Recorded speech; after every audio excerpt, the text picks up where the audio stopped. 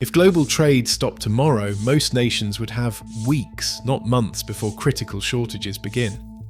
The United States, despite its economic might, is deeply exposed, but one country sitting quietly on its northern border has quietly built a survival advantage most analysts are not talking about. Canada's grain belt stretches from the prairies to the Maritimes, anchoring a food system that quietly ranks among the world's most formidable. Each year, Canadian farms produce tens of millions of tons of wheat, canola and pulses, enough to feed not just Canada's 40 million people, but to supply major markets across Asia, Africa and the Americas. In the event of a global trade collapse, these export volumes become a strategic buffer, not just a source of profit. Analysts have described Canada as a potential food security superpower for the Western Hemisphere, a role rarely discussed outside specialist circles. Statistics. Canada's latest crop tables show that even after record exports, enough staple crops remain to meet domestic caloric needs several times over. In 2023, wheat production alone reached 33.8 million tonnes, with over two-thirds earmarked for export. Canola and pulses add millions more tonnes to the surplus, creating a deep reserve of storable, high-protein calories. When measured against the country's population, this surplus translates into daily per capita availability well above the 3,200 kilocalories needed for basic nutrition. But the picture is not without its gaps. Canada's current food system meets about 70% of its population's total nutritional needs from domestic sources. The remainder, mostly fresh fruits and vegetables, comes from imports, especially during winter. Policy proposals from groups like Build Canada have called for a national push to raise self-sufficiency to 95% by 2045. The plan would require major investments in greenhouse agriculture, supply-managed sectors and regional food processing, as well as a shift in how exports are prioritised during emergencies. While critics point out that the 95% target lacks detailed public modelling, the underlying logic is clear. Redirecting even a fraction of export-bound staples could close most of the gap overnight, at least for calories and proteins, if not for year-round produce diversity. Agriculture and Agri-Food Canada, the federal lead on food sector resilience, has quietly begun mapping these scenarios.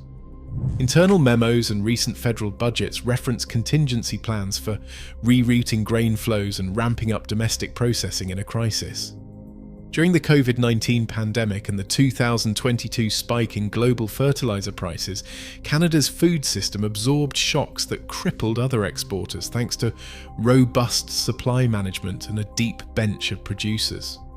While the United States would face a race to secure calories for its much larger, more urbanized population, Canada's surplus staples offer a rare operational buffer, one that could be converted into near-total nutritional self-reliance if the right levers are pulled. The first hard metric of survivability is already in hand, a baseline of 70% domestic food sufficiency, with a credible if ambitious policy debate about reaching 95% within a generation. Canada's energy system operates at a scale that few countries can match. In 2023, the nation exported roughly 14,781 petajoules of primary energy, most of it oil and natural gas, according to Statistics Canada. For a population of just over 40 million, that works out to a per capita surplus of about 0.59 petajoules, a figure that dwarfs not only the United States but nearly every other advanced economy. That surplus is more than a statistical curiosity. In a world where global trade seizes up, it represents the literal fuel for food logistics, heating, manufacturing and emergency services. Day to day, much of this energy flows south through a dense network of pipelines, with Alberta acting as the operational heart.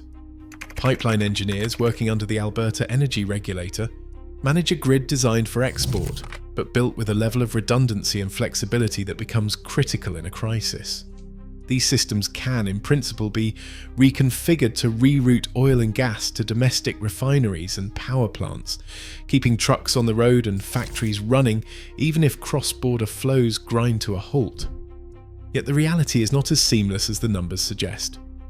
The vast majority of export infrastructure is optimized for moving energy to the US Midwest and Gulf Coast, not for distributing it efficiently across Canada's own vast geography. Redirecting this flow would require coordinated action from pipeline operators, regulators, and provincial governments. The technical challenge is significant but not insurmountable. Pipeline segments can be reversed, pump stations recalibrated, and spare refinery capacity brought online. Actions that have precedent during past market shocks, but never at the scale a global collapse would demand. The underlying advantage remains. Canada's energy headroom offers a buffer that few countries possess. While the US would face hard limits set by its higher consumption and import dependence, Canada's smaller population and outsized production create a margin for manoeuvre.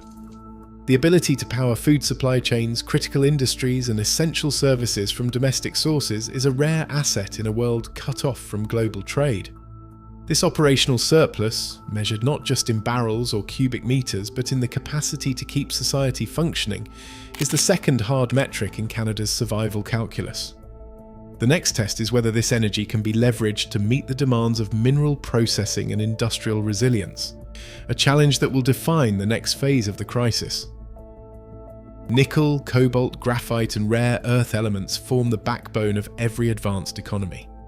In a world where global trade freezes overnight, control over these materials becomes more than a matter of industry. It becomes a question of sovereignty. Canada's mining sector, guided by Natural Resources Canada geologists and the Ring of Fire consortium, has spent years mapping and developing deposits that rival any in the Western world. In 2024, Canadian mines produced roughly 180,000 tonnes of nickel, a figure that places the country among the top global suppliers. Plans are already underway for a new refining hub in Ontario's Ring of Fire, targeting 200,000 tonnes of processed nickel per year by the middle of the decade, with integrated cobalt and graphite facilities in the pipeline. This capacity is not just about raw extraction. Onshore refining and midstream processing are expanding, with mining planners pushing for more value to stay within Canadian borders. The push is deliberate. In an era of strategic rivalry between the US and China, the ability to supply battery metals and critical inputs for defense, energy storage, and advanced manufacturing is a lever of power. US defense analysts increasingly view Canada's mineral autonomy as a hedge against the risk of supply disruptions from China or other adversarial states. The numbers tell the story. Canada's critical mineral output is not only ramping up, but also shifting toward greater self-sufficiency in the processing chain, a move that could keep its technology and defense sectors running even as global supply lines fracture. Canada's resource map tells a story few outside strategic circles have fully absorbed. With a landmass nearly the size of the United States, but only about 1/9 the population, every Canadian is, in effect, a stakeholder in an outsized share of the world's arable land and fresh water. Statistics Canada calculates that each resident has access to roughly 7 hectares of arable land, a figure that dwarfs the per capita allocation in the US, where the number hovers around 0.2 hectares. Water too flows in abundance. Environment and climate change. Canada's Water Atlas estimates annual renewable freshwater at 1,500 cubic meters per person, placing Canada among the global leaders in per capita supply. For Arctic analysts and hydrologists, these ratios are not just academic curiosities. In a world where global trade collapses, the ability to mobilize land and water resources on short notice becomes a form of structural slack, a buffer that can be activated to ramp up food production, sustain industry, or even support neighbouring states. Canada's demographic geometry means that, unlike more densely populated countries, there is headroom to expand output without immediately running into limits of soil, water, or ecological stress. This slack is especially pronounced in the north, where climate change is opening new frontiers for agriculture and resource extraction. The operational implication is stark when every ton of wheat or every cubic metre of water is divided among fewer people. The margin for self-reliance grows wider, and the policy levers for crisis response become more powerful. Canada's macro system advantage is measured not just in reserves, but in the sheer capacity to scale when the world's supply lines falter. Policy, not just resources, determines whether surplus can be turned into survival.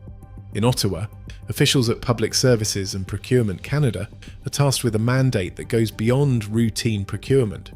Their remit includes mapping the country's logistical choke points, building out early warning systems, and ensuring that critical stockpiles are not just theoretical but ready for deployment. The Strategic National Stockpile, once a limited reserve of medical supplies, has quietly expanded its scope and funding, reflecting a shift in priorities since the COVID-19 pandemic. The most recent federal budgets earmarked hundreds of millions of dollars for emergency reserves, with categories ranging from food and fuel to key industrial inputs. Case studies from recent years reveal how these policy levers work in practice. During the 2022 fertilizer crisis, Canadian logistics planners rerouted over 150,000 tons of nitrogen-based fertilizer to domestic producers, bypassing global bottlenecks that left other countries scrambling. This operation required real-time coordination across rail networks, port authorities and provincial agencies, and it demonstrated how policy can activate dormant capacity and insulate supply chains from global shocks. Logistics analysts point to these interventions as evidence that Canada's resilience is not an accident of geography, but the result of deliberate planning. Choke point mapping, supplier diversification, and strategic reserves form a procedural backbone that turns raw endowments into operational security.